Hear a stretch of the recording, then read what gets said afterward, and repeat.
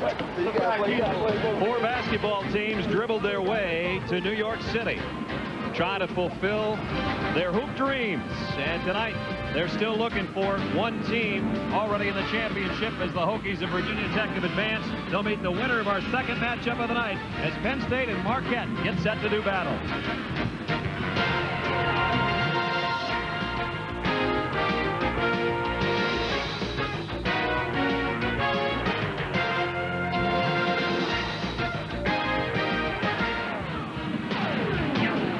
Second semifinal of the night in the National Invitation Tournament. A couple of 20-win clubs, the Golden Eagles of Marquette, the Nittany Lions of Penn State. And we welcome you back to New York City at Madison Square Garden, everybody. Brad Nessler, Bill Raftery. Raph, these teams have pretty good histories in the NIT. Well, Al McGuire 25 years ago, the championship for Marquette, and Penn State's been in it 5 times, so they're used to the atmosphere. Well, when we started the night with the big games and 4 big guys, we took a look in the first matchup. Craig Wise certainly delivered a 32-point night, sensational his final performance. But Ace Custis, another double-double at 18 and 10, and now 2 more guys lining up inside tonight, Raph. John Amaechi is a solid performer all during his career, kept getting better, and down low, pulls off well, able to rebound and complete in tough traffic. Very strong down on the block. Countering, Amal McCaskill, St. Joseph's. Isaiah Thomas is high school in Chicago. When he plays well, I think this team is a tough out. He's got to go to the goal and not away. Be strong underneath. All right. Hoops Dreams is sort of the theme of the night, I guess, if you will, on an Academy Award night. And Will Gates was one of the stars of that documentary. He may only be a 6th man, but his dreams continue. His team plays Penn State when we come back.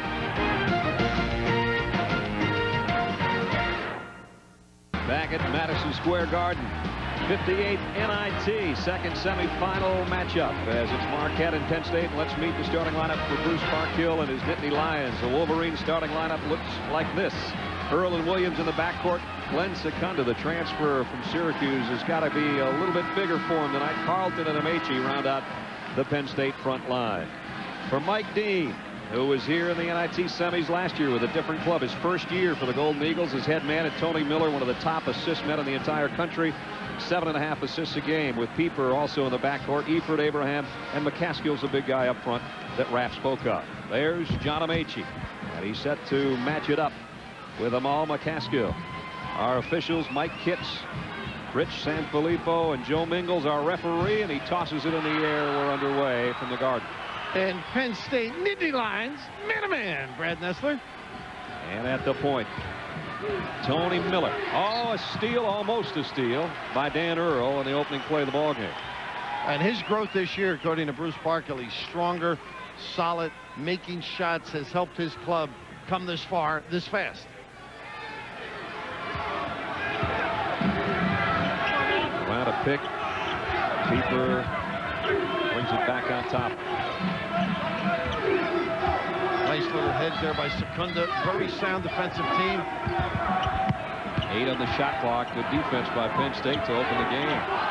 McCaskill may have to rush one here from 17 off the glass. Oh, is that attractive, huh?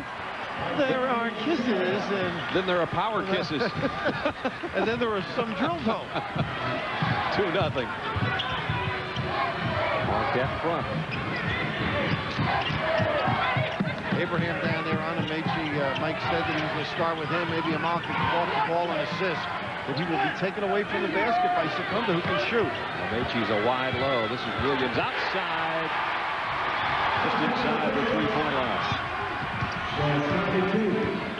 Williams had tough outings in the first 2 NIT games, scoreless, but had 10 in the win that got him here, and that was a huge one over Iowa.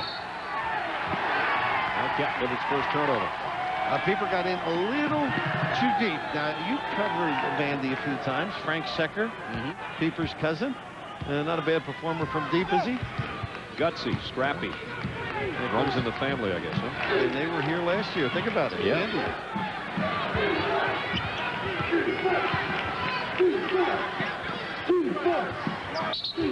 And a whistle inside. And Amaechi got tangled up and picks up his first foul. Well, they always try and clean it up early.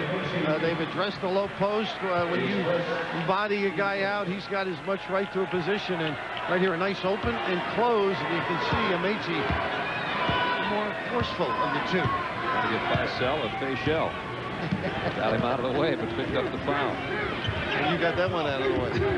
Thank goodness. It's a long night. We're playing two. Look at the double by Earl and then a triple. And Abraham still got it up and in. Secunda on the other end. Ran out of room on the baseline. Got the ball back. Nearly scored. And a foul underneath. What's it? Abraham, Isaac, and John, they all showed up down on the block right here. The gamble by second. Now Earl comes around, and Amici, who has made terrific strides. A very good understanding defensively as well as the other end.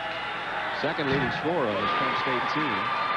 But in the NIT, it's been a little bit quiet for him. 10 points in the first game, 2 points in the second game, 4 against Iowa. But there's his season numbers, and a great free throw shooter, as you can tell on those two. Tied at 4. And Mike Dean's lament was he never gets 3 guys having their best offensive game. He was hoping they might all show up tonight. One might go have a bad evening and 2 show up. Something we saw Virginia Tech have. They always have 3 or 4 guys with balanced scoring, and that's how they are in the championship round against the winner of this one. Eford. Tips. Carlton saved it. Almost lost it on the baseline. Nice hustle by Rashawn Carlton. Oh, he's some targeting there, isn't he? He is a big target. They'll drop it back outside, though. He's got the quick puppies, too, though. And there he is again. When I say flashing, he sort of lumbers, but... Secunda around a pick. Strong rebound by Abraham. And the lead ahead. Wave it off. Offensive foul. Well, that's his game, offering it up for the alma mater.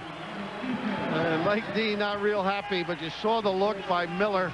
Over 900 assists. Not all for Mike Dean, but that was a great look, and unfortunately, a better defensive play. 942 assists for Tony Miller. That is something else. That's 10th best in the country. Carlton outside for 3. Oh, does he help people? Rashawn outside gives Amici a little hope in. And State with its first lead. Amazing when you look at that stroke by Carlton, just around 39-40% from 3 and field goal. Seems like it should be higher. Pieper thought about a 3 of his own. Miller packing it down low. McCaskill on a wheel. Doesn't get the deal. Secunda will clear it off. And here comes Earl on the run. There's that fadeaway. Packs it in. Amici. Boy, he drew some company in a hurry, didn't he? And Earl helped them get that company with the nice push, early offense.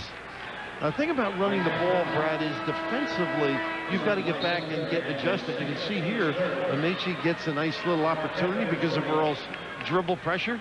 And Abraham's going to have to sit, and McCaskill will go as well as Marquette will go to the bench. Crawford comes in. So we had that shot of Judd Heathcote. I believe he'll be on at halftime of this game. And Mike Dean learned under the mentor. That's right. 82 to 86.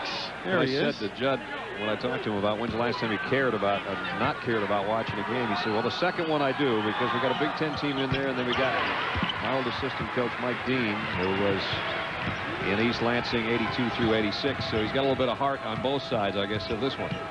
And what a personality, too. He and his wife there taking in the action. He's a beauty. He'll be desperately missed. Oh, will he? And the dry humor and going out west, right? Going out to Washington for his retirement. Spokane, excuse me. I think that's where he's going. I noticed the refs didn't give him a gift as he toured the Big Ten, incidentally. As Pieper spots up and nails it. And cuts the lead down to 1.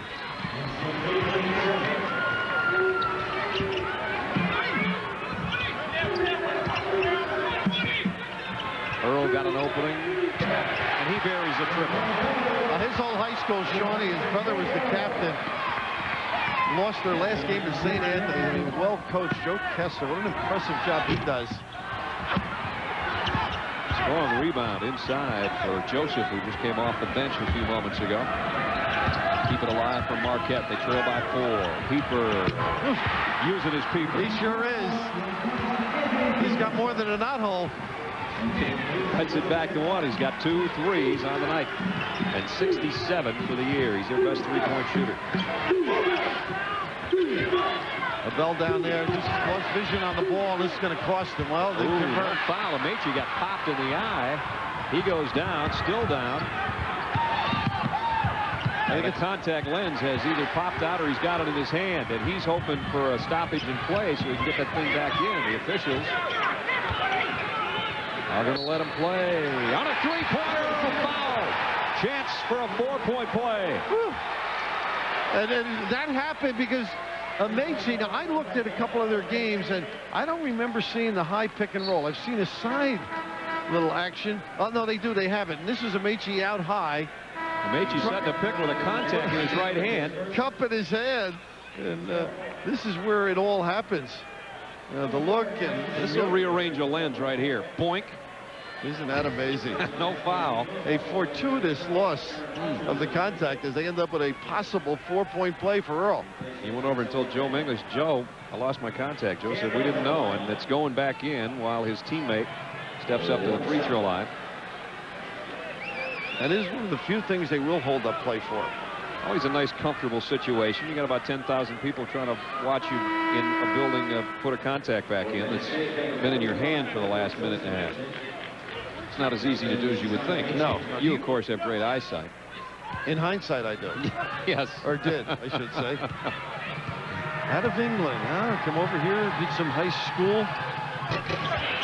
And got to be a pretty darn good basketball player up at Penn State. Earl missed a chance at a rare 4-point play. And on the other end, the three drops for Eford. Local youngster, too. Got a lot of family here, he said. Queens. Secunda set up his own shot there off the dribble. A Jersey boy went to Syracuse and always could shoot it. 16-13, Penn State. We're 6 minutes in. He looks a lot stronger than he did at Syracuse. I think Chris maturing, and I'm sure Joe lets him use the weights up there once in a while. I think so. You think Carter has first dibs, though? Crawford, maybe for a little while. Crawford walked with it. Off to a good start in this second semifinal of the NIT, and it's Penn State leading Marquette by 3.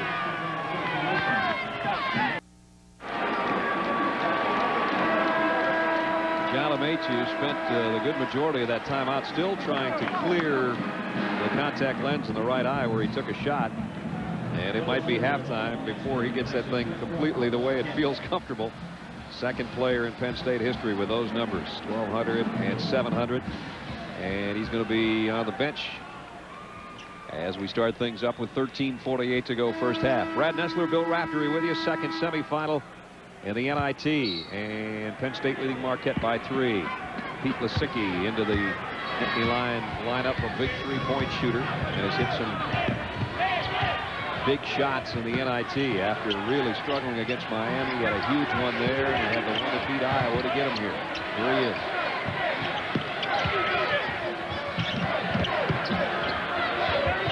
And there he goes. That's his game, huh? Rattled out and kept alive, swatted away by McCasker. Great looking block. And trying to save it as Aaron Hutchins, who checked in for Marquette. And speaking of guys helping their program, Mike Dean said he has been sensational for them late in the year. Has he ever? Secunda, that might have been partially blocked. Comes up air ball. Here comes Tony Miller on the run. And here is Hutchins on the other end. Leaves it on the baseline. Won't fall. Secunda the rebound. Those you got to make.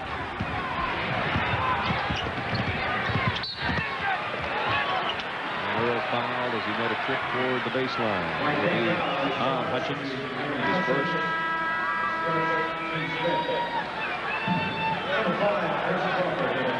There's Crawford coming back in, 6'8" sophomore. And Eford will get a breather next to Mike Dean. Secunda goes out, and Big Phil Williams. Mr. Williams. Mr. Williams. At that size. Perfect spot to trap, huh? Step in. Steal and ahead to Miller on the run. Smart play by Williams, too, not getting involved. You got to throw it towards the backcourt or make it in the middle of the floor somehow against that trap on the wing. Carl. He's got 5.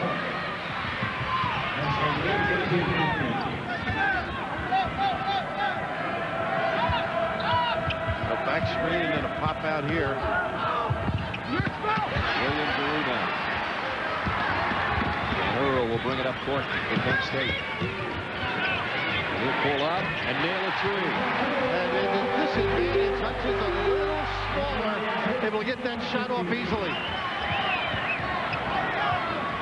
Earl, who was fairly quiet against Miami in the first round NIT game, that had 14 points and 7 assists in the second one. And a career-high 13 assists against Iowa, but he has come out firing tonight. 3 threes already. That was a great game, huh? A 3 to win it late. Another 3 going up there. Comes off. Lasicky the rebound.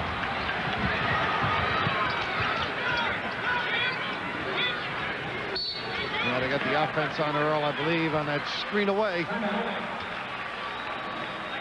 Timeout with 11:27 as Earl picks up the foul, but he's also helped pick up his team. 3 triples on the night and has helped his team to a 6-point lead. 11:27 to go first half. NIT semifinal, 21-15 Penn State. Marquette coming in 20-11 on the season. They beat Auburn behind Hutchins, who Raft was talking about, lit it up from three-point land on that one in a 7-point win. And then Pieper was huge against St. Bonaventure by 9. And then over South Florida, 57-50 OT to get to the Garden. And Mike Dean, who was at the Garden party last year with a different team, brought Siena in here to the Final Four last year. Both teams off to hot starts from outside the arc. I said, Mike, it's nice to have you back. And he said, well, New York, New York. They named it twice. I was so happy I thought I'd come back with a different team. Come back twice. See what hanging around Judd does to you? Yeah, you bet. And It's just a little bit crazy. Penn State went a little bit of his zone there. And talking about Mike Dean, he felt their second Cincinnati game, they got crushed the first one. They started to become a good basketball team as they get a little McCrory's basement. And Hutchins, who's struggling a little bit with Danny Earl. But getting back to the Cincy game, he said all of a sudden they started to believe in our preparation and what we were saying about the opponent and about ourselves. And they just stepped up big time as the year progressed. One of the losses late against a terrific St. Louis team who stepped up big and got to the NCAA this spoon hour. Mike joining Eddie Hickey and Hank Raymonds as the only coaches who had 20-plus win seasons in their rookie year as the head man of Marquette. Foul will be on Crawford, and he had to make sure against the big fella. And what a terrific look as they get the great angle. The adjusting defense did not recover. Earl picked it apart. There's Bill Williams' numbers on the season. 4 rebounds a night. Marquette already over the limit now and fouls the rest of the way, which has 10:48 left to go. You know, if I'm going to go for a walk the next few days in New York, I think I'm going to have Phil with me. Phil, come on along. They list him at 265. I think I need the scale from his bathroom. He's got some guns on him, though, doesn't he? He sure does. Favorable read from that scale, I'll tell you that. Not so favorable from the free throw line. Marquette trying to get it down to a 3-point ball game. Almost threw it away. Pieper tried to pack it inside of McCaskill. Kicked away by Penn State. And they've had their problems at this end. Not real smooth. Not finishing it with a goal. But good Penn State reaction. Back to the man-to-man. Pieper, Crawford, Eford, McCaskill, and Crawford on the drive. Miss, and Williams standing all alone for the rebound. And Amaechi just rested over there, getting plenty of insight into the game from the Pines. Maybe still trying to find his sight from that contact lens problem. He hasn't been back in since it went out. 6-point game, almost the midway point, first half. Carl works the baseline, running out of territory. Ball still loose. There's about, there must be about, what, 12 hands on it in there. Well, there's at least 8. or 8th pair, I should say. Lisicki and Donovan Williams, the only smart guys. They're back by half court, bouncing the floor. There's John Amaechi, still on the bench. There's his double-double, what he did against Iowa. Those are typical numbers. First team all Big Ten player. Great to listen to him, isn't it? Yeah, it's fun. The English accent so proper. And he says it doesn't sound very smart when you try to talk trash and you've got a British accent. And the little body action by McCaskill with a push. That's a Michael Joseph in for Amaechi. We'll go to the free throw line. His dad's a pretty good football player at Southern. They have Preston. Marquette has yet to go to the line, and Penn State's not exactly lighting it up from the line. Still on. And Efer with a nice slap back to the basket to enable Crawford to come up with it. Mike Dean said yesterday, we're a horrible free throw shooting team, but somehow the opposition has managed to shoot worse from the free throw line this year than we have. I don't know if you can count on that all year long. No. Penn State goes back. Now let's see. Little 2-3. Well, they are working in this zone. Tony Miller gave up a 3. McCaskill's going to take a long jump. Didn't get the roll. Carlton, solid player underneath for the rebound. That was definitely not a Tavern League 2-3 zone. No. Put the hands up.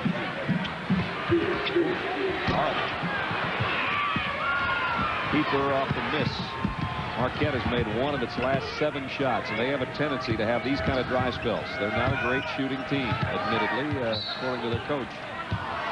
And Carlton picks up the foul. Coming up on Thursday night, we're going to switch gears to get you on the ice. The 95 NCAA Division I Hockey Championship semifinals live at 1 o'clock on ESPN. Boston University taking on the Golden Gophers of Minnesota. And then another Big Ten team on the deuce. Michigan will take on Maine. The winners will meet for the national title Saturday at 1:30 Eastern on ESPN. Those are some good hockey programs. Those 4 I mentioned. And Amaechi is back in for Penn State. First time he's been in there in several minutes. Now you must have followed a little hockey being from Minnesota. Huh? They've always had good teams up there in Minneapolis. Keeper got it blocked and got it back. Shot clock continues to run, though. And they go back to the man-to-man. They got a little pick on either side. Williams does not show on the hedge. Keeper's got a couple threes tonight. Going to work for a real tough look there. Amaechi just slammed it down with his elbow. Lisicki picks up the loose ball. I think that was a pass, don't you, to Joseph at the end? He'd like to call it that. Greg Barker was just checked in. And he can get in the streak and be a hot shooter as well. Amaechi backing in on McCaskill. Finally touches and walks. Well, all that rest, huh? It didn't help. And Lisicki worked very hard. Pieper followed him. They ran a series of bumps to try and get the jump shooter free. McCaskill comes back in. And McCall will sit. Nobody has scored in almost 4 minutes in this thing. We expected low scoring. And you got it, huh? And we got it. It was on a much faster pace until the last 4 minutes, obviously. Still 21-15 at the 8-minute mark. And Lisicki with a push.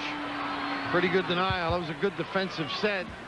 Tried to go over the top. Gets called for the... Right at the 8-minute mark, Bruce Parkhill awaits his team. They're still in front. Last time we took a timeout, I think it was the same score. 21-15, Nittany Lions lead.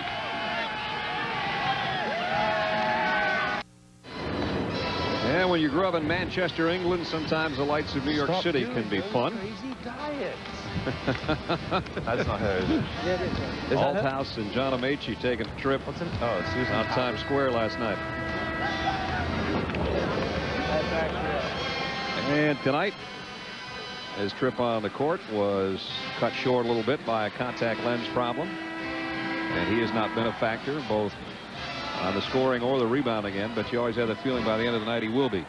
He had more trouble on the floor here than he did in the street. I think so. I wouldn't mess with him either. 6'10", about 275, and nobody's put anything in the last 4 minutes. So we went from basically TV timeout to TV timeout without anything going in. And Miller, I think, is going to have to penetrate and do some things because Penn State's reacting terrific to the sets. Switching the exchanges.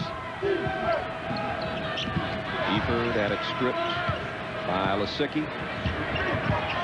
13 on the shot clock. Eford pulls up, and Lisicki got him.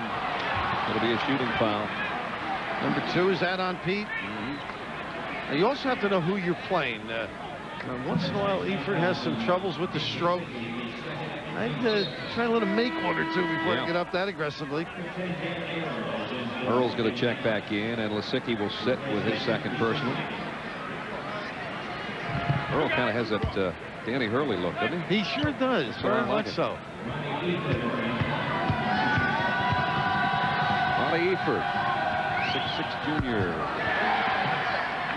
1-3 to show for it tonight, but 1,062 to show for it on his career. As you see, he's a local product. Played at New Hampton Prep. Got the second.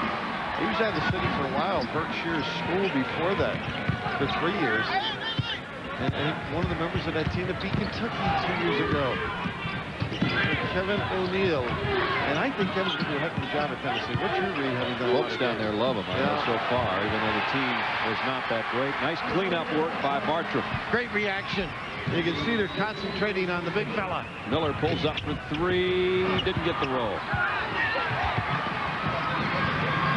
Donovan Williams will bring it up with Penn State leading by 7. A nice mix they have at guard. They both can be lead guards, it looks like. Williams trying to pack it into Ameche, and he lost the handle. Well, even the big guys, you got to get down and don't let the basketball go out of bounds. I'm not saying it was the best of passes, but you want to play the post, you got to be able to handle it. Under 7 minutes. You talk about dry spells for Marquette. We talked about them. One of the last 10 have gone in. Who's the shooting coach? Huh? You blame Boo Ellis or Michael Rice? McCaskill way off the mark there, and Ameche's got an easy rebound. One for their last 11 now from the field are the Golden Eagles. Williams on a runner. Tony Miller will pull it and bring it. He's going to try to penetrate. That's better. Still didn't get it to go. A loose ball comes off, and Donovan Williams is back-to-back rebounds for Penn State. Do you feel Penn State is quicker to the ball? They seem to be getting more loose balls. And Miller, I thought, could have had that one and didn't react. Earl will give and go with Williams. And Bartram. Tough drive to a foul. Nice little ball fake by Bartram, sort of froze the defense. And the attractive part about their perimeter people, they can make some jump shots. So you got to play up, and then they can create with the bounce.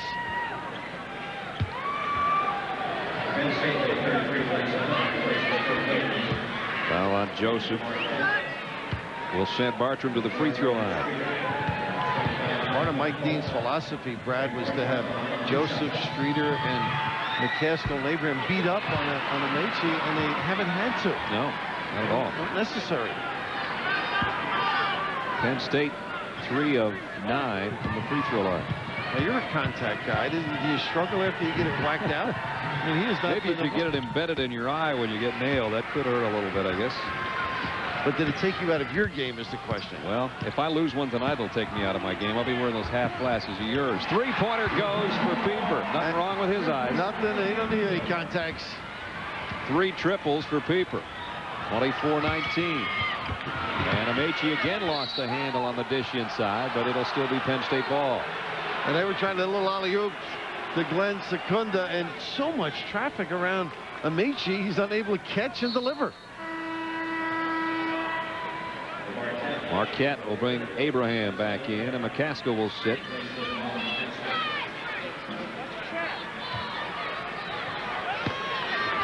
Williams to trigger it. 5.5 minutes left first half, and a blocking foul on Pieper. It'll be his second. Well, you can have droughts as long as you contain the other club, and Penn State not able to counter with much.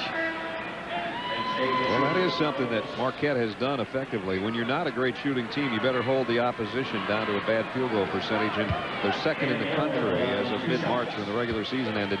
37.9% Marquette's opponents shot on the year. And they held 20 of their previous 31 opponents before tonight to under 40%. So that helps the cause. And they're only at 41 themselves. Yeah, that's right. And here comes Will Gates. If you haven't seen Hoop Dreams, he is one of the young men that was chronicled in that documentary that after seeing it, I think the Academy Awards should be ashamed of themselves and it's not up for Best Documentary. I don't know much about the movies, but I know how much I like the movie. Did you pay or did you have it delivered? Actually, the fine folks that put that together got me a copy so I could watch it all by myself without interruption from my daughter or you or anybody else. I should be glad to hear that. Yeah. We're down to 5-10. 7-point ball game. Penn State in the lead. And a little bit of a 2-3 match. Look at the defense. My goodness. Tough shot there. Yeah. Call. I don't know if that was exactly the shot Mike Dean would like to have seen go up. Well, Zach only gets about 6 minutes a game. He's going to make hay while he could. Used to run into Michael up at the MAC championship in Albany. Big guy in Albany. His wife's family up there.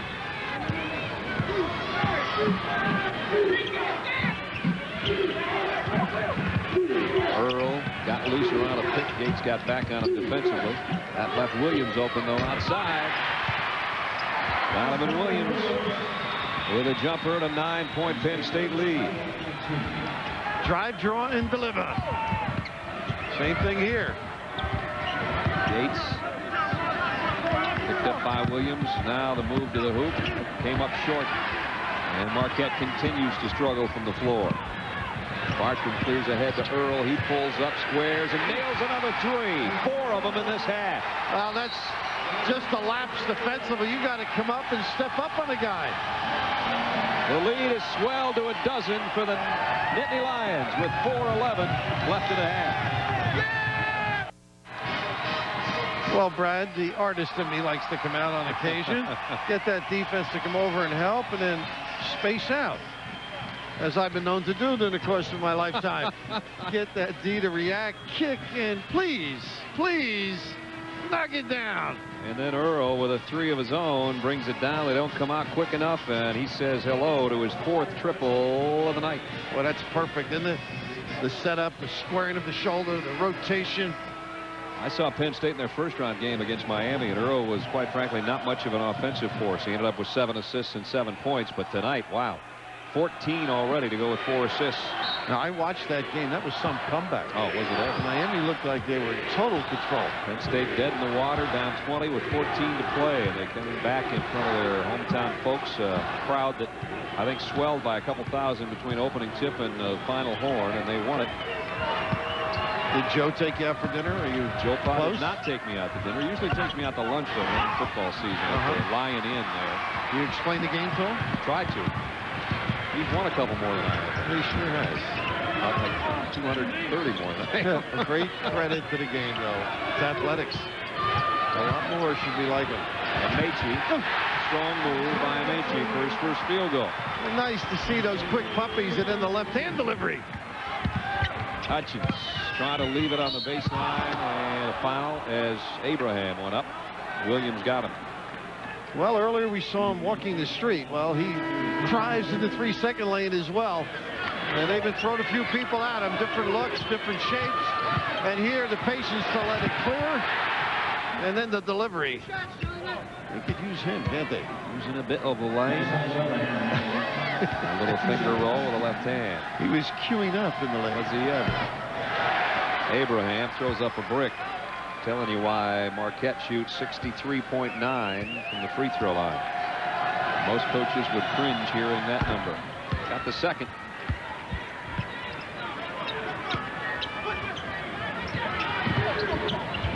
Now this is where they've been effective. Mike Dean said, getting some steals. Look at that. Miller almost deflected from the rear. Good control by Donovan. Earl gives him the fake look. Knocked away.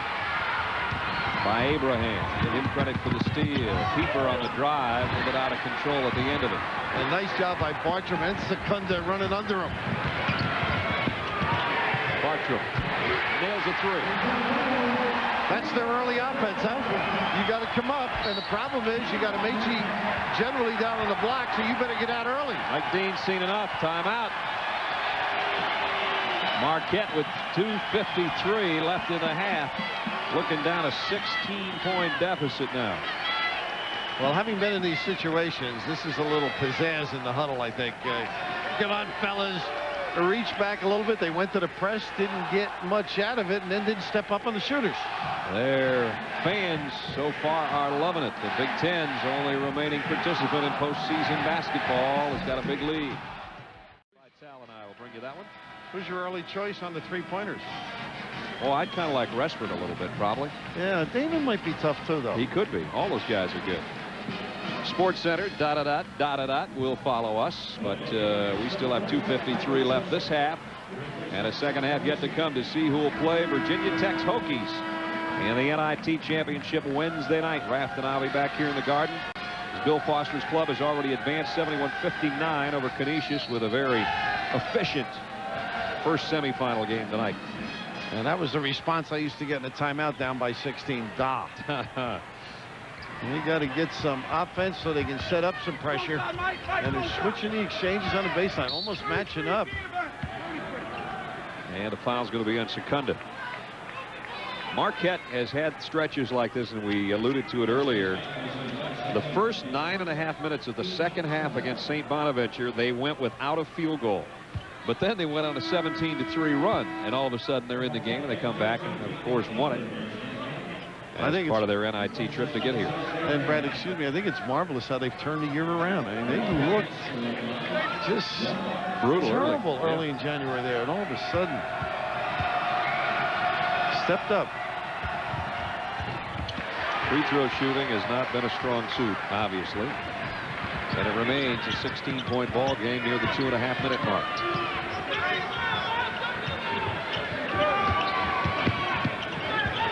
Bartram ran a lot of bumps and then stepped to the ball.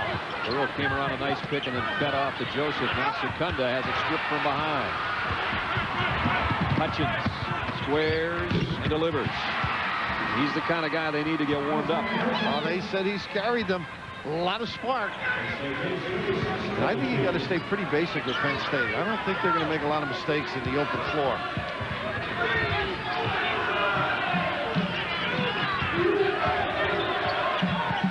Hutchins is averaging almost 17 a game in the NIT. Here he is again. 4-3. Off the mark, though. Joseph the rebound. And Dan Earl will slow it down with 1:39 on the clock running first half, and Penn State in command by 14. And a great post defense on the other end. They don't turn it into a basket. It's just not complimenting each trip. Earl, they know they've got to get out of him. He's been red hot from outside the arc. Bartram's hit one tonight, too, but that one is adjusted by Pieper. Cleared off by McCaskill. Up pretty big. Tony Miller, quick moves on the dribble. Eford alone. Got it. Triple for Eford. And look who's knocking at the door at 11. They won't go away either. A little bit like Canisius. They'd like to get it down single digits by the break, and I think they'd be happy with that, considering how cold they've been.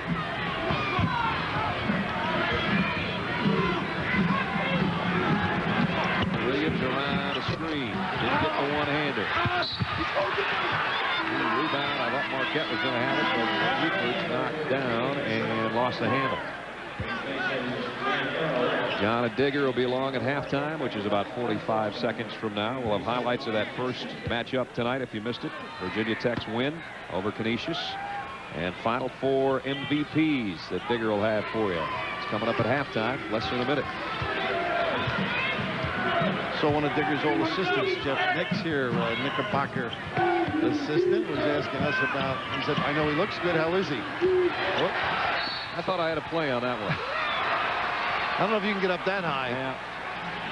And I saw Greg Bartram coming my way, and I decided to bail. On those post screens you mentioned earlier for Bartram and the sticky when he's in, and Williams, Marquette's been trailing it, and when they could slide behind and beat the guy to the spot. So you might see that adjustment in the second half, and they countered with his own the next time. Well, Marquette is not a good free throw shooting team. They're a good three-point team, and a three would be huge right here if they could get one before the break. It would get them into single-digit category. In fact, just a deuce would work. Here comes the three, and there it goes. Coach Nessler, but all off the penetration. Now you got to get on Secunda. Stripped away from Secunda, and it is a single-digit advantage is all. When once it was 16 at halftime, Marquette has cut it down to 36-28 as they ended the half on an 8-0 run. So the Golden Eagles very much still in it. But at halftime, the Big Ten's Nittany Lions of Penn State lead 36-28 as we send it back to John Saunders and Digger Phelps. Guys. 40 hours off. Yeah. Back to you, Ralph and Brad. Okay. Alligator Arms, along with Brad Nessler, back Madison Square Garden, 36-28. Get those things in a little bit closer there. Halftime, 36-28. Good run, though, by Marquette at the end of that half wrapped. And our big guys that we talked about at the beginning of the game really aren't delivering, but the little guys are. The little guards are stepping up. And Meche, you can see, struggling with McCaskill. Those two guys in the studio, they're out of the drive-in vintage, by the way. But the little guys were on fire. As John sets up Digger, well, occasionally a little bump, frees up. Eddie Earl, 4 for 4, just solid early offense on occasion as they push the basketball up, that time off the bump. But the only guy with eyes for the ball was Pieper. 4 for 5 for three-pointers for him, and he capped off the 8-0 Marquette run at the end of the half. And you see, both teams have hit 6 triples tonight. Marquette cold shooting on their two-point shots, however, and the rebounding edge heavy in Penn State's favor, almost twice as many as Marquette's, 8 and 4 on the turnover story. But the two guards that we talked about have really been the story tonight in Pieper and Earl. And there's Pieper, the 6'3 sophomore out of Wasaukie, Wisconsin, and no cheesehead in him. He's got 12 points, 4 for 5 from three-point land. Don't tell me you worked a game there, did you? In Wasaukie? You've been all over. I've probably been in some dive in Wasaukie. I don't know. And there's the numbers. Dan Earl, 14 points and 4 assists. Tony Miller with 6 assists. One of the tops in the country at that trade. Let's see if Marquette can make it 10 straight points here. Get to within 6. And McCaskill, who you noted is struggling a little bit, doesn't start the second half. They let Abraham go down and mix it up with the big guy. Turnover is not the way the Golden Eagles wanted to start this 20-minute stretch. Meche picks up the foul as after missing the hook shot, he got a little aggressive trying to get the rebound. Well, he was in good position. Should have converted. He made one of those earlier in the game. You let him get it this deep, generally you're going to pay a price for it. And right here, just using the bounce to get himself a little closer in position. And as happens frequently, the frustration bent it. Abraham makes a tough catch. Meche got a piece of that one. Back-to-back turnovers in essence for Marquette.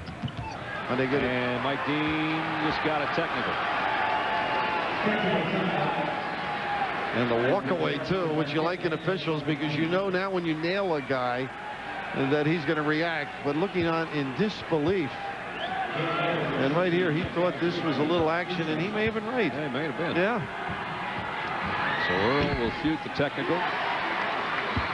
You know, thinking of New York and the NIT, how about Digger Phelps? He was a bigger guy here than he was in South Bend. Unfortunately, he seldom went in the kick himself.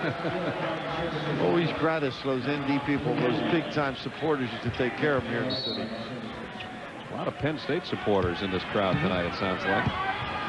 They brought a pretty good contingent from State College, I guess, or the alums from this area. I think they said about 2,000 people. Carlton missed a 3.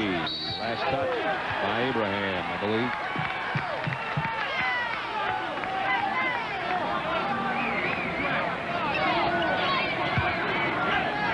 Looks like Dean has played the guys he felt played the best in the first half. He's got the two little guys out there, Miller and Aaron. Hutchins. got to Secunda say just threw it to his coach. And Bruce with the good hands. The give back. At halftime, it was Roy Danforth, who used to coach the Syracuse team before Boeheim, believe it or not, was telling me, he said he gets very excited on the bench about defense. So you can tell he works very hard on it. Doesn't pay as much attention to the detail on the offensive end. Here's Hutchins. Tough shot. Trying to follow was Abraham, and Secunda comes out of the pile with it.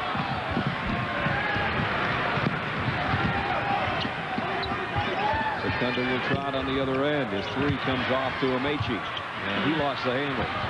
Just a little step off, isn't he? Seems like it. Eford too strong off the glass. Secunda possession arrow will go to Penn State.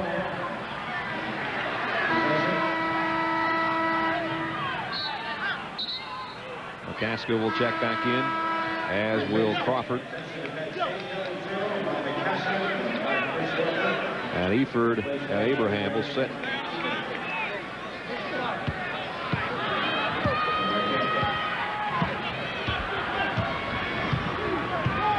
Earl and Carlton, Secunda, Williams, and Amechi on the floor for the Nittany Lions, who lead 37-28. And Marquette with their man-to-man trying to create a little problem, particularly when it comes down here, and they do. Amechi's had a hard time handling the ball tonight. Pieper. Hutchins, so much for the reverse layup. He ran into Amechi. That's what they wanted initially. Pieper with one of these. And one of those will work. His fifth of the night. Leads cut down to 6.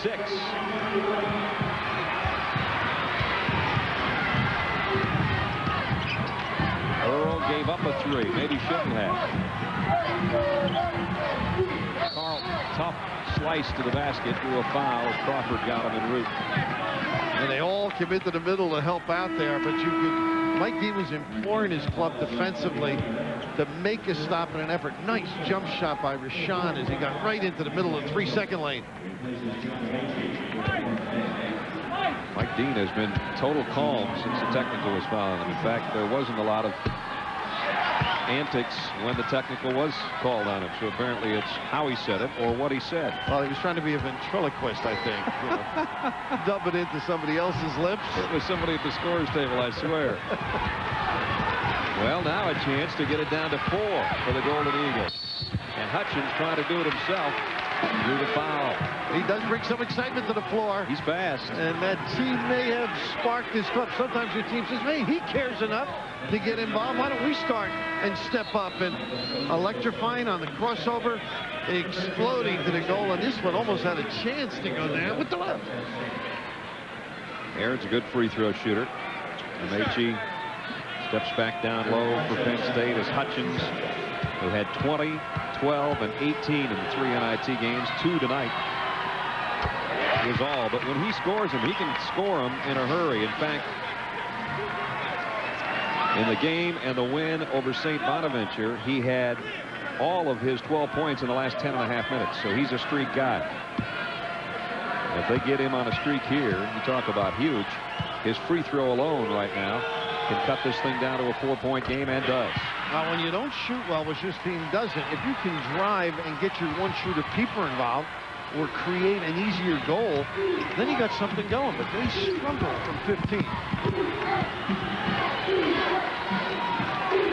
And Penn State has seen Marquette get right back in the thick of things as we are 3 minutes into this half. 17 left to go. Amechi, strong move, but McCaskill blocked it. And the Golden Eagles cut it to a deuce. Or 1. Kept alive by Crawford. He'll lean, and his fade won't go, but the tip-in does by Pieper. Oh, what activity. And Amechi, you're right, not reacting very well. He should have had that rebound. Pieper's first 2-point field goal of the night, and he makes it a 2-point field goal game. 37-35. Penn State led by 16 in the first half, by 8 at halftime. And they've been looking to go inside, and Earl has been subdued somewhat. Stripped, stolen away. Penn State another turnover. Chance for a tie, and Walford fouled. I think he walked through there. They did get it. He sort of jumped pop, Brad. Now this is just great basketball. You mentioned that spin out by Amici, and that turns the other way, and Crawford gets it up there soft enough, and Pieper, who's been damaging Penn State from deep, gets in close. You can't let a 6'3" guy kill you down there off the glass on the stick back. So the walk on Marquette erases an opportunity to tie the game. Now this is, they just did that little screen diagonally to get Amici to the block, and there they go. Nice little high-low. Well, he set himself up well. He got hammered by Abraham, who picks up his 3rd foul. But you talk about Amici setting somebody up with that big body and then getting the lob down low. Oh, this is a little bit of a wrinkle. They came from the baseline. Now they go to the foul line to dump down, and you're right. Look at him ward people off. And the attention getter, like a subway at rush hour here in New York when he gets it. He took about 250 of those pounds and leaned outside, took the other 20 toward the hoop to get the pass, but he missed the free throw. I know you're not used to this many people when you travel down there in Atlanta. No. But it was embarrassing to see which his guardian angel get the subway. Amici got the second. It's a 3-point game. Getting tight with 15:49 to go. 38-35. Penn State's lead has been cut down to 3 with 15:49 left. With Bill Raftery, I'm Brad Nessler from Madison Square Garden, the NIT second semifinal. If you missed the first game, Virginia Tech's Hokies are in the championship game Wednesday night by virtue of a 71-59 win earlier. And that's Matt Gaudio. You say Gaudio, I say Gaudio. And the great news about him, he had to sit out because of a back operation, a laminectomy, and technically, I guess that's his title. Student assistant. He's going to play next year. Right. He's going to come back and play, and they're appealing for another year. So he might get to have his doctorate before he finishes. So a great competitor. Look at this penetration. Hutchins, great penetration, but Abraham didn't finish it off, and now Mike Dean is saying, "Are you kidding me?" No foul called there either. On the other end, Earl picks up an offensive foul. And that's one of the few mistakes he has made all evening long, and part of the reason Pieper this half has been solid against him. He got an open run there, and the step-up defense negated the effort. The push, both ends. And it's amazing how they've gotten to understand things aren't working. Let's go with the bounce. I might have bought Mike Dean's complaint in that instance, too. That three-pointer goes by Hutchins, and we're tied. The hard part of being a new coach is you just don't know your people. They found out about Hutchins. He's been terrific, and here the press works. Marquette hasn't led since it was 4-2. They lead now.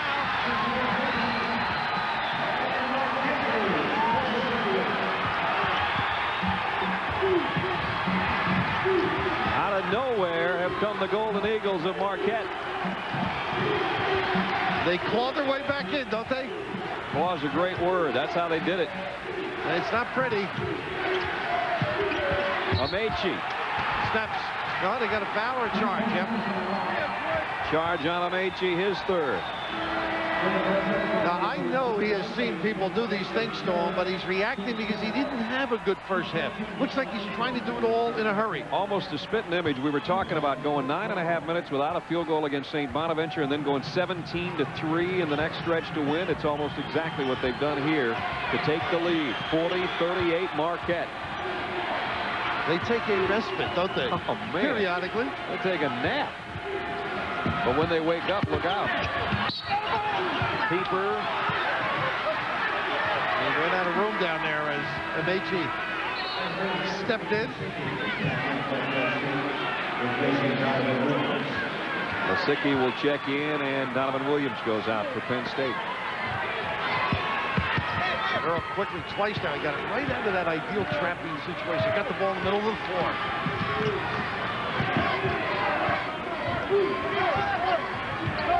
Earl not getting those outside jumpers, as Ralph mentioned, that he got in the first half. Nice feed inside. Amici, he'll always have that one, and that was Carlton's look that got the easy one for John Amici. That's one of the few times they reversed the ball, Brad, and got him coming to it. Three-pointer. Go! Hutchins. Dynamite in the goal, number 12. What a foul on Tony Miller quiets the crowd. The lead for Marquette up to 3. You mentioned the ability to hold off in the low box. They got him down on this side, got a wing, and then got a high-low. But as the ball is reversed, great step to the ball. I mentioned the foot speed. He was held up quite a bit, but forceful nevertheless. 43-40. Marquette now in front with 13.5 to go. Lasicki missed a three. Abraham and Williams go hard trying for the rebound. Would you call that aggressive?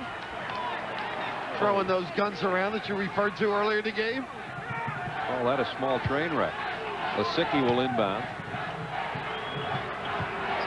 And a good little move here. You give Earl a blow. Oop, thrown away by Bartram. Now you got to hustle back. And a block. Carlton came out of nowhere to swat that one away. Pieper, three. Got it. And Williams just not quick enough on the rotation to get out on him. Boy, if they gotten involved. Now you got to wonder if Bruce Parco can wait for a TV timeout. No, he's not. Nope, he can't. Timeout, Penn State. Their 16-point first half lead, their 8-point intermission lead has gone by the boards. They're trailing by 6. Marquette 46, Penn State 40. Just under 13 to go.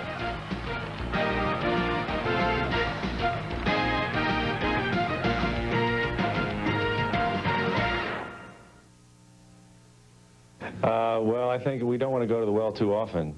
We sure don't do that by design. And it's really been incredible, though, because you really have to be mentally tough to make the kind of comebacks that the guys have made, and to do it in succession, too. Well, they were down 20 to Miami and came back and won. Trailed Nebraska by 12 and won it. Trailed by 13 to Iowa and won at the buzzer on a three-pointer. They even beat Minnesota in their final regular season game of the year in a comeback. And now, after having a comfortable first half lead, Bruce Parkhill's team is going to have to go to the well because they're down here and they're down on the floor again with another turnover.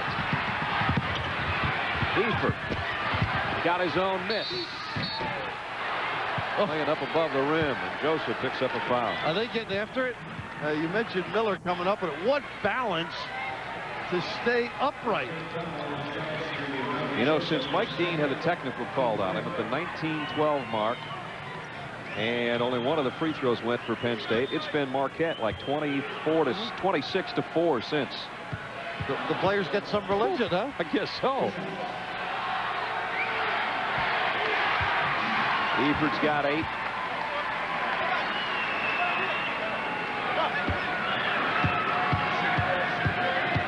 Two pretty good program builders here, these coaches. And good composure on the sideline, you notice? Yeah. Even though the tee probably just referred to... That was a calm tee, though. Some history, some background is Penn State representing the Big Ten. Used to some physical type of basketball. Penn State in the semifinals for the second time in 5 years. They lost to champion Vanderbilt back in '90 here in Madison Square Garden. They got to get it over the timeline. Nice play. They do, and now they might have a 2-on-1. But Carlton couldn't handle the pass. And they're swarming right now, the Nittany Lions. They're all over. Lasicki. Huge. That's his game. Great rotation on his shot. He's picture perfect. Nice get back by Danny Earl.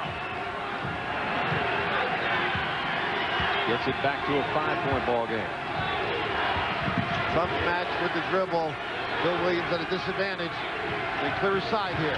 Eford against Williams. He wins the speed match. He might have got shoved a little bit at the end of his shot. No foul called. Penn State pulls off the rebound. Earl. Lasicki, another one. This one's too strong. And Joseph picks up the foul as he was battling Pieper for the rebound. Now, Danny Earl just hesitated because he thought his ball fake would work. Lasicki was set, and it just threw him off a little when he got it late. Hasn't made very many mistakes. Meiji, a quiet 6-point night for him. And here comes Tony Miller, bringing it up slowly with 11:43, and Marquette up by 5. I thought they were going to dribble drive again with Eford.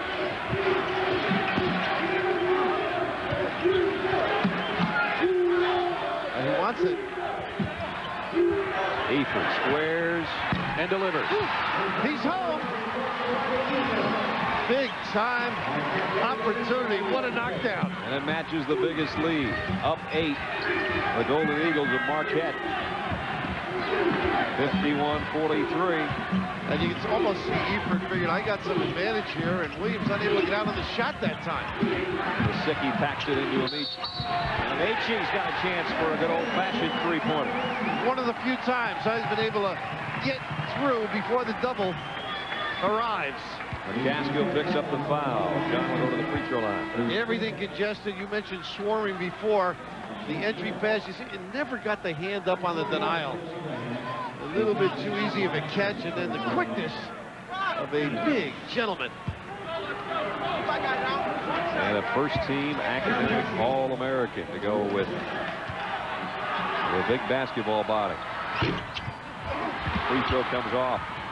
He's only 2 out of 5 from the strike tonight. Eford really salivating with this matchup.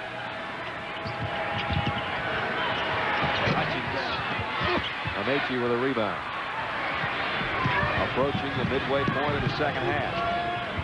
Dan Earl's been held without a field goal this half for Penn State.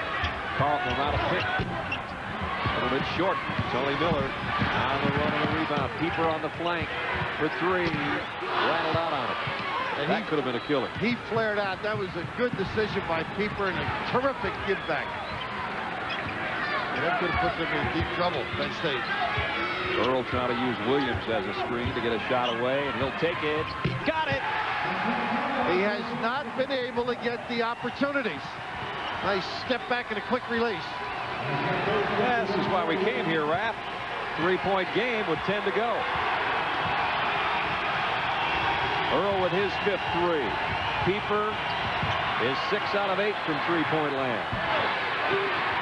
Rebound Amici. Off a Miller miss. Penn State can get within 1. A three-pointer, and we're deadlocked. Here it goes.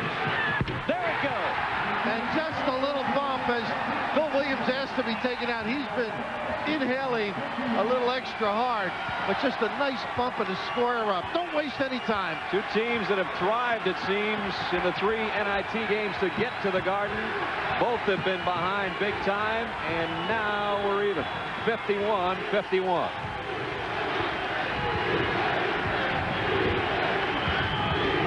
Double because Williams can't get out there. Eford got a 3.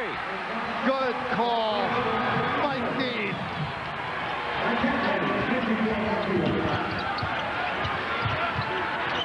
Earl trying to pack it into Amici. He'll bring it back on top.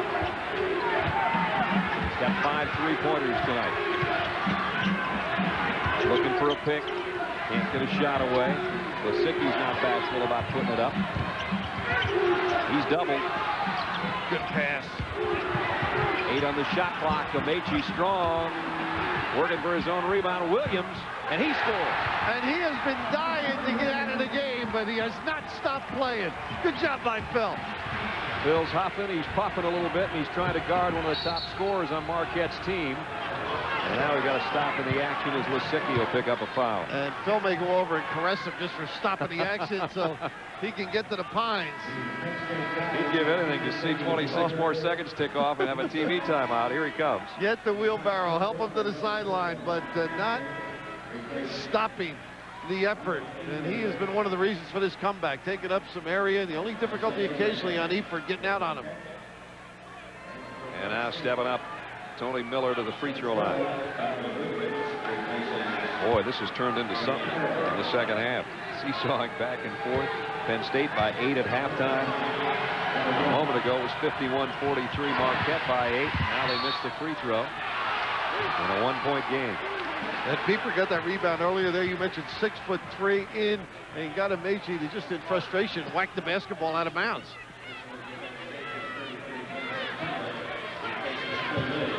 Pieper leads Marquette with 20.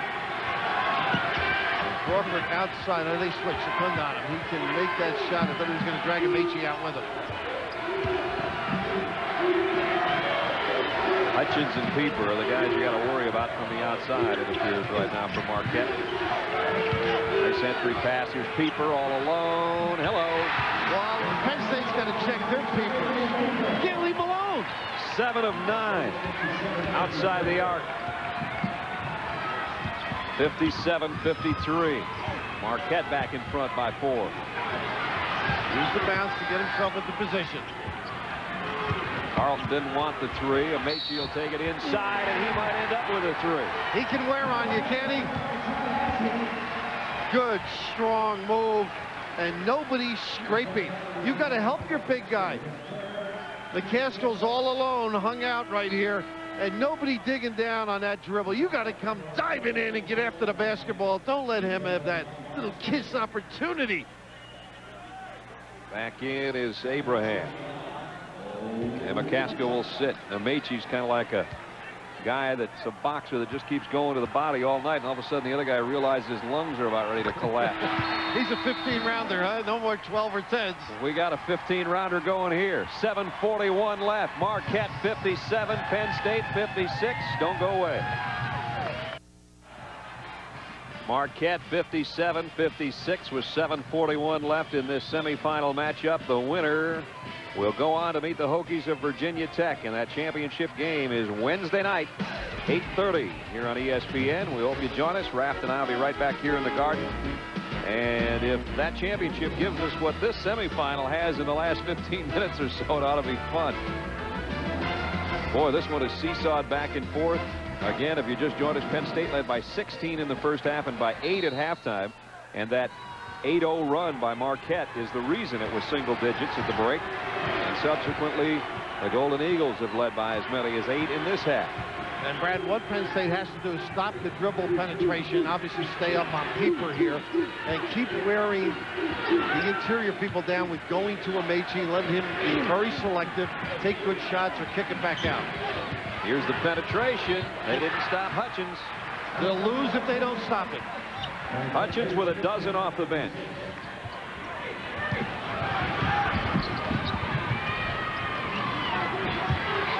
Williams slows things down. Almost threw it away. Tough catch by Carlton. Nice little show. Lisicky just standing still waiting for a 3, but it's Ameche inside who will go to the free throw line. See, almost punishes your will, weakens it. They're getting the pass in because they're not in position. They're making that entry pass in any spot they want. You got a 3-quarter, make them work. And like right here, he just steps behind, he gets locked. Of course, the ball was thrown to the baseline side. Great selection of a pass. And that big body just keeps banging away at you. Free throw goes. Well, Piccadilly's loss, huh? Penn State's game. They played basketball only 7 years. Done a good job in those 7 years to get to the level he is. That one free throw has his team within a deuce.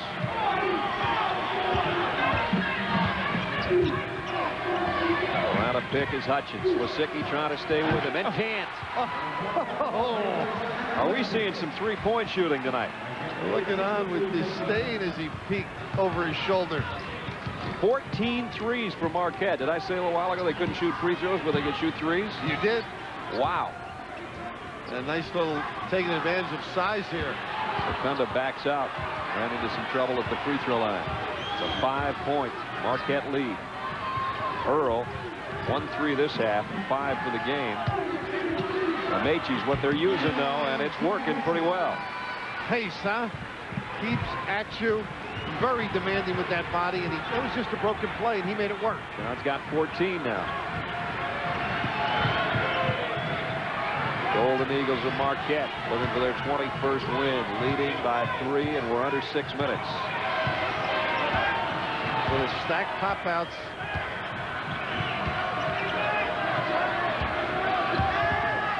Meminger, who was a great Marquette player on their last NIT championship team, has been standing behind the bench all night as they brought him back for a little dose of yesteryear, and he hasn't sat down the whole game, I don't think. Well, what a major movement. Well, you talk about bouncing to ecstasy. I thought Earl was in great position.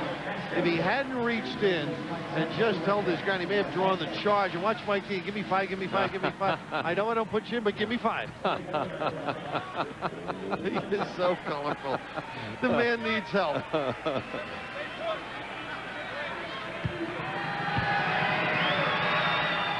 Tony Miller makes it a 3-point play and makes it a 6-point Marquette lead.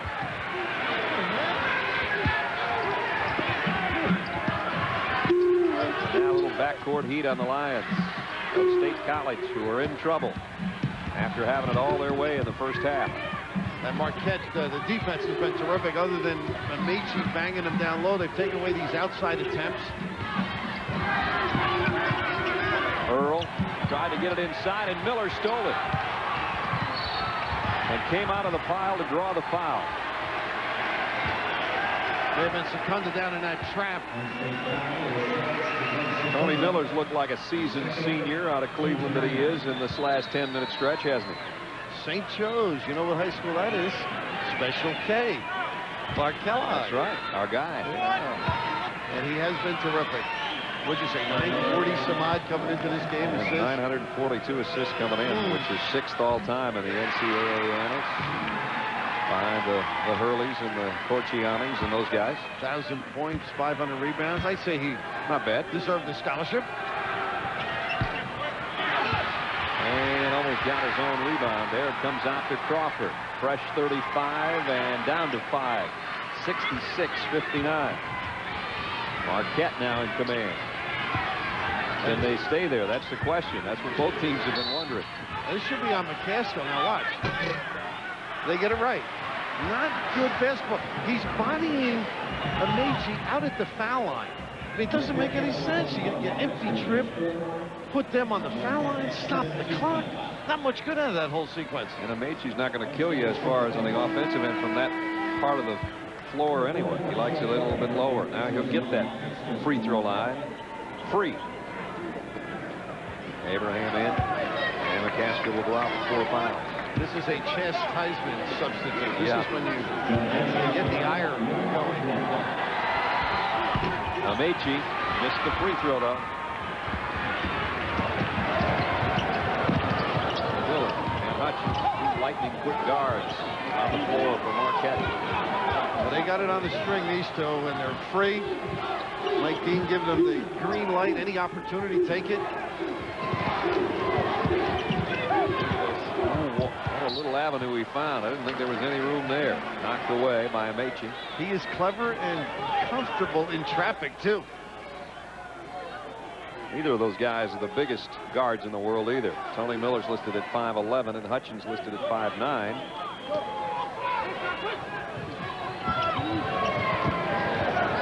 Hutchins with the catch out court with Lisicki on it. Quick, though, with a pass to Crawford. And Pieper's foul.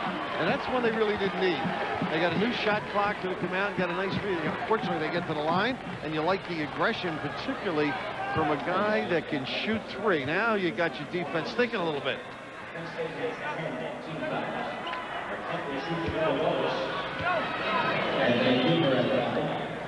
Now, some of the tattoos on guys, you think their roommates gave them, huh?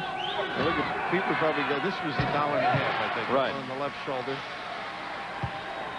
Practicing or playing his trade. 8-point lead, matches the largest.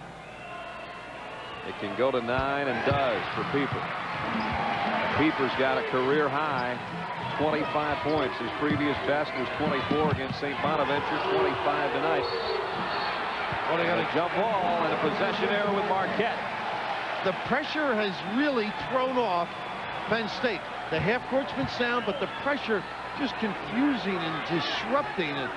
Bruce a little bit frustrated because he felt this should have been a foul. And I thought it was a play on more than a jump ball. That was a quick little toot. And they get a tee now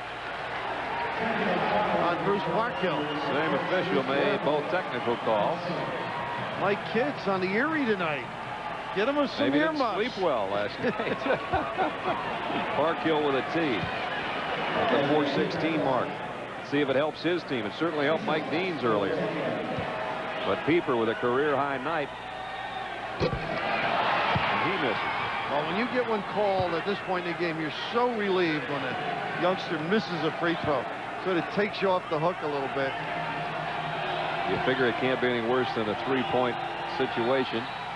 And he missed them both, so maybe it won't even be that bad. Possession, though, with Marquette. No damage done yet off the technical on Bruce Parkhill. He's a relatively mild-mannered guy. Gentle. I mean, that shirt stays well ironed during the course of a game, huh? He's not a Gary Williams kind of guy. No. Cool hand. Gary's going to be sending me bad mail. I've been burning on him all year about going through the shirts during the game. Well, he does get into the game. I'll say that for him. Bundle of emotion. Under 4 to go. Marquette Hutchins, quick move to the hoop. Wow. 17 for the little guy. Well, the guy guarding him has some difficulty. Where is the pinch guy? Support. You can't let guys turn the corner like that or that easily. Raft Hutchins had 2 points at halftime. He's got 17 with 3.5 to go. And how about the coach for putting them in right at the beginning of the half, too? And put the best 5 on the floor. Nice defense this time. Denial by Abraham. Ameche, maybe a little tired, didn't come to the ball very well to catch that thing. Another Penn State turnover. And Marquette now in command. 3:20 left. Their fans starting to make a little noise at the Garden. Penn State with 20 turnovers. And Marquette has turned this whole game around. Much like they turned their season around. This is an as amazing a comeback as the Penn State-Miami game that I did at Penn State when they were down 20 and came from dead in the water to win. And now it's getting worse. Crawford, as if they needed somebody else to hit outside. Well, he's a terrific outside shooter. The baseball player can stroke him from deep. 14-point lead now. Marquette has just lit it from outside the arc. They might want to play their home games in the Garden. And they force Penn State to use a lot of time on offense, too, to their benefit. Lisicky will try to answer. His 3 rattles out. Carl, boy, he plays hard all the time. It's his first field goal of this half. Fingertip control. Great tip. Timeout with 2.5 to go. But it's enough to make a calm coach cry when all of a sudden your lead has become a 12-point deficit. All right, John, some teams might want to go to Marquette's system. They were dead in the water in this game before halftime, went on an 8-0 run to end the first half, and look what they've done. So basically, they've outscored Penn State in the last 18 minutes, about 28 by about 28 points. So look at the 3-point shooting, 9 of 11 in the second half. At 15 for 22 overall, they shoot, what, 36% for the game. And these aren't replacement 3-point shooters. No, these like are baseball not. They're the same guys. Man wide open under the hoop is Abraham. You gamble, but you got to have a valve. Safety back there. It's like pulling your goalie. 14-point ball game. Time running out on Penn State's hope for an NIT title. Peace. And a foul on Abraham, I believe, or Pieper, both there. And you're right when you talk about the 3-point shots, but I'm just so impressed with the defense. They've gotten a lot of stuff out of it, and here's how they handle the pressure as well. And nobody back, and no mountain too high for Abraham, huh? Yes, not. Ameche, 11 points on the half, 14 for the game.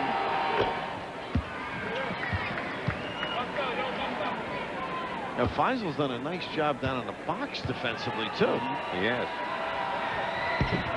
John got them both.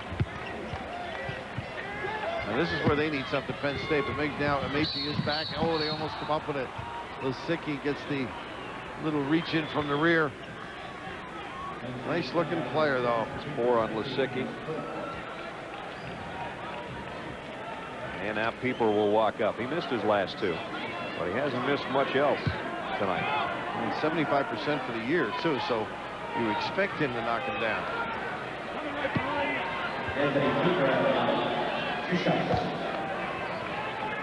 A 25-point career high night so far for Anthony Pieper. Got that one.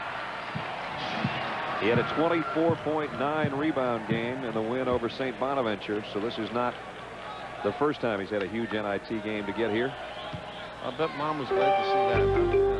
Mom might have to put another one on the other arm. They can win on Wednesday night. If you can shoot like that, you should try the other arm as well. Maybe a little apple, huh? Be a nice tattoo. Earl leans in, trying to draw the foul, did. And Hutchins will pick it up.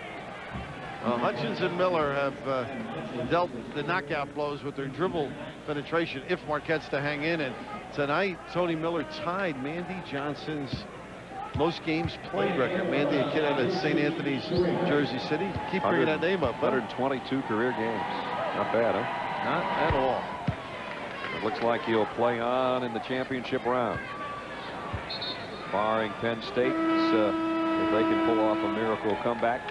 Nate Althouse is going to check in. Good buddies with John Amaechi, and he's kind of the cheerleader spark plug that was so animated in the game we did up at Penn State as they came from behind to beat Miami. And he was smart enough to be walking down Times Square with Amaechi. You pick good friends, big friends, when you walk the city streets, right? Absolutely. You want to get back unscathed. I always thought it was safe to walk around with you, and then I realized that we're on the wrong side of the river for you to be a big star over here, I guess. I tried to wash your window.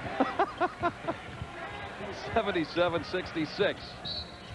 And stop the clock. The little reaching by Bartram. Bartram had one to give. Just about 2 minutes away from Sports Center. Coming up next, more on the baseball talks and the possibility, we hope, that we'll see some regulation baseball. Spurs and the Pistons. Some NFL moves. Frank Reich became a millionaire today, courtesy of the Carolina Panthers.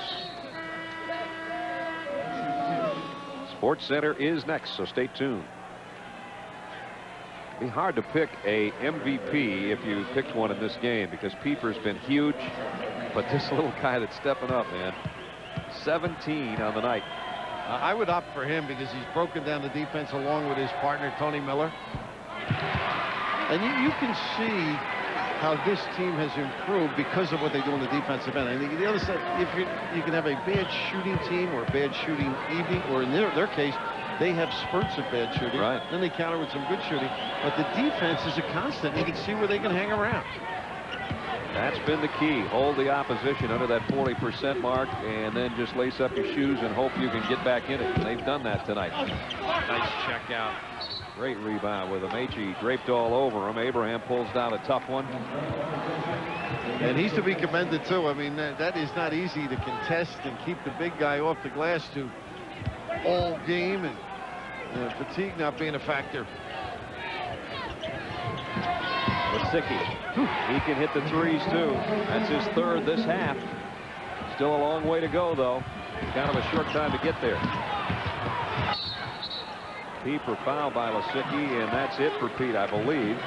If it is, his three-point shooting is lost to the team. And Bruce just say, don't, not you. You don't want to lose one of your top outside threats.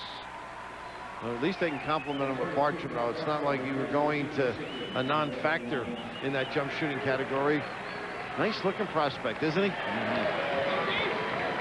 Out of Whitehall, Pennsylvania, maybe the best pure shooter Penn State's had in quite a while. Tom Hovass back in the 80s is really generally considered maybe the best guy to shoot for Penn State.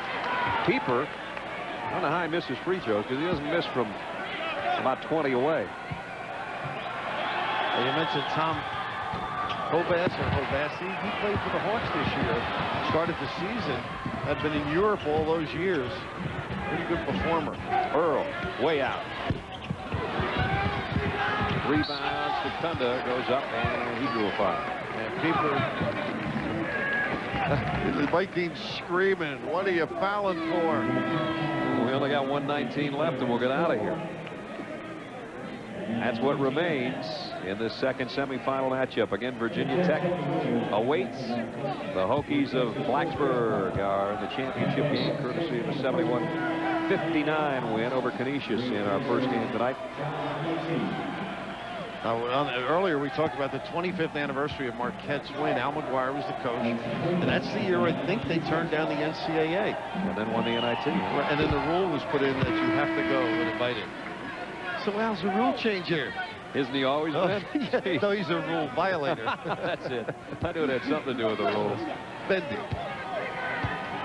Secunda has his first point this half. He has just not been the scorer for Penn State in the NIT that he was in the regular season.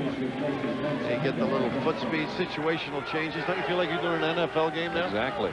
Substitutions, situational substitutions. 7-point ball game.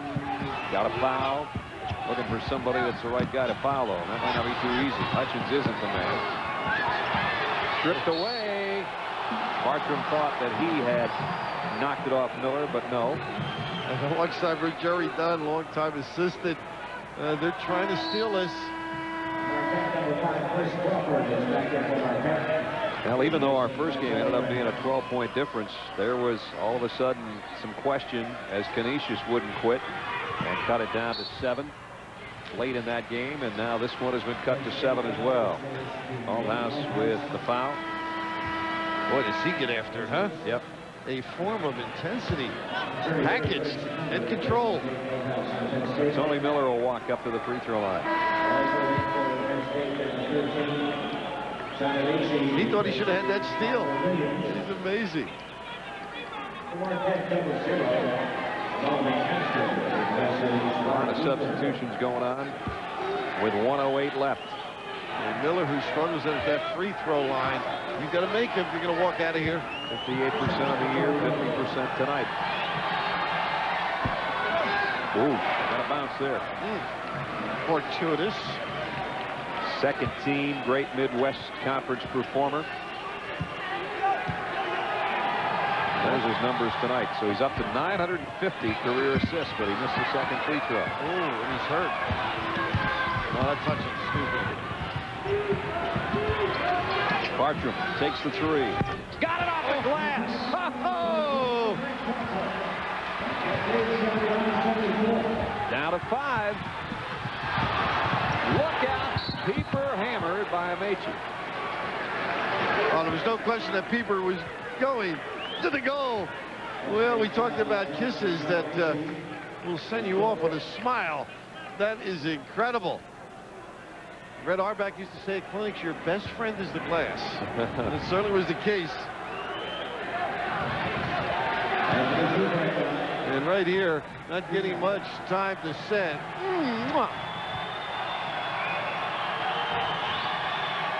Pieper rips that one after having missed his last couple. There's his free throws tonight and on the season. He's probably a little bit tired from the line from shooting all the 3s he's put up. Career high night for Pieper. He adds to it. 29 for Anthony Pieper. The lead is 7. Time running out on Penn State. Earl on the drive, and he's got a chance for a 3-point play. And why would you foul? I mean, you just give him the deuce. Don't want to give him a chance for 3. They made a few mistakes here. And right here, watch Crawford with the step in. And maybe your big guy can bail you out, but don't put him at the line. Everything went right for Dan Earl on that. He was fouled. He threw it up. The thing was partially blocked and went off the glass and in. I mean, talk about living right. I thought he had a nice little English on the kiss. He had enough, that's for He sure. sure did. Little Willie Moscone job.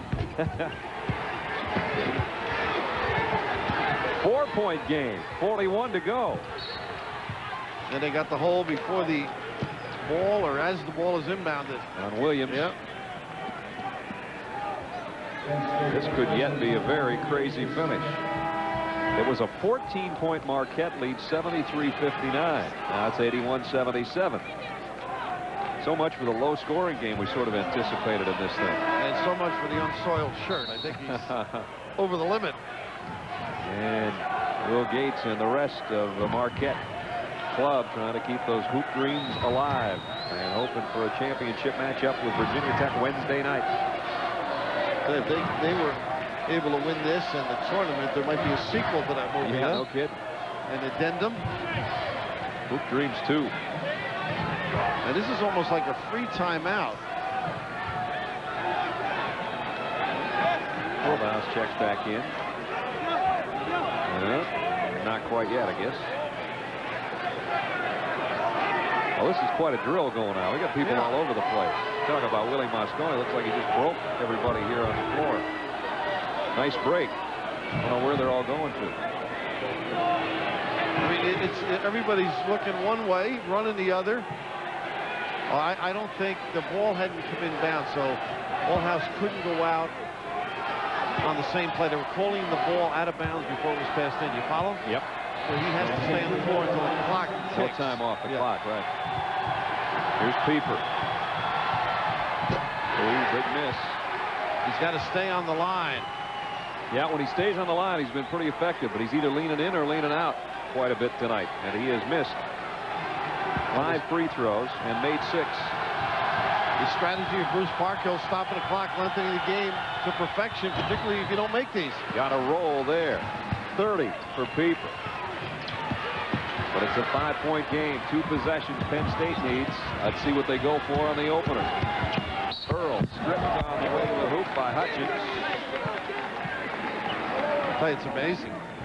Why are you going to foul? I mean, if he makes the shot, you don't want to chance the 3.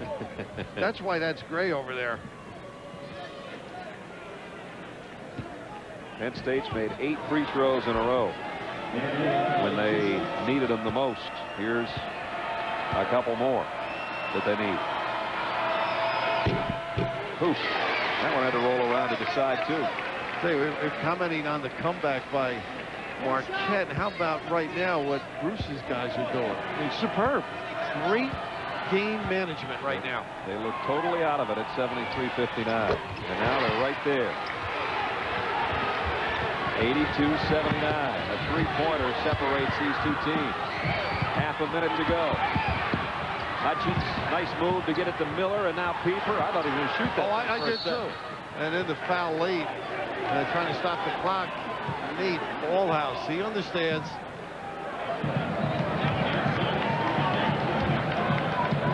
What a game by Marquette and Penn State. They've given us a little bit of everything.